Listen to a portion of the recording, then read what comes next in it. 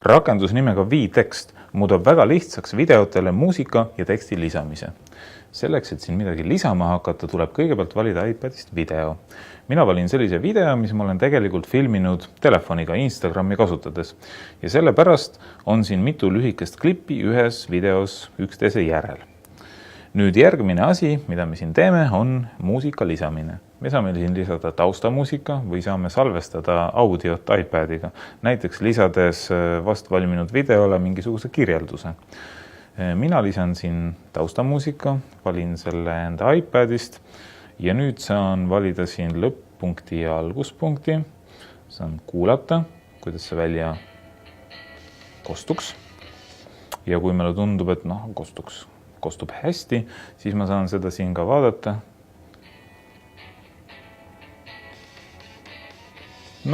Tundub, et täitsa hea. Nüüd järgmine asi, mida me siit muusika lisamisest edasi minnes saame teha, ongi teksti lisamine. Teksti lisamiseks puutume siia plussmärgile ja kirjutamegi siia mingi teksti. Nüüd, kui tekst on kirjutatud, saame me seda teksti siin ükskõik kuhu video peale seada. Ja pliiatsi ikoonist saame me muuta teksti omadusi. Loomulikult saame muuta näiteks teksti suurust, siis saame muuta veel teksti läbipaistvust, teksti värvust, teksti asetust ja otse loomulikult ka fonti. Siin on päris hea valik igasuguseid efektsemaid fonte. Mina valin siit Dolce Vita ja olen sellega rahul. Kui nüüd tundub, et tekst on täitsa hästi välja tulnud ja õiges kohas, siis vajutan linnukesele ja tekst kuvatakse mul siia ajajoonele. Ma saan siia lisada ükskõik kui palju tekste ma ise tahan. Lisan teise teksti veel ja muudan selle ka igaks juhuks natukene suuremaks ja muudan ka selle asetust. Tõstan ta siia ja seegi tekst on valmis.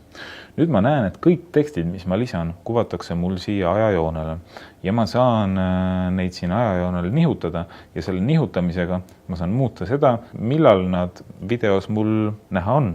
Kui mul on nüüd siia kõik tekstid sisestatud või ainult paar teksti sisestatud, ükskõik, saan ma vaadata, kuidas need tekstid videos välja näevad reaalsuses. Ja kui mingisugune tekst ei tule päris sealt, päris selles kohas, kus ma tahaksin, et ta tuleks, siis ma saan siit seda natukene nihutada ja vaadata uuesti.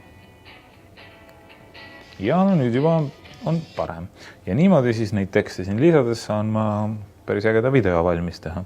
Ja kui see päris äge video on valmis tehtud, siis vajutan siia kõige viimasele ikoonile ja siis saan salvestada selle video kas enda iPadi, jagada Instagramis, Facebookis või saata e-mailiga endale või kellegile teisele enda sõpradele.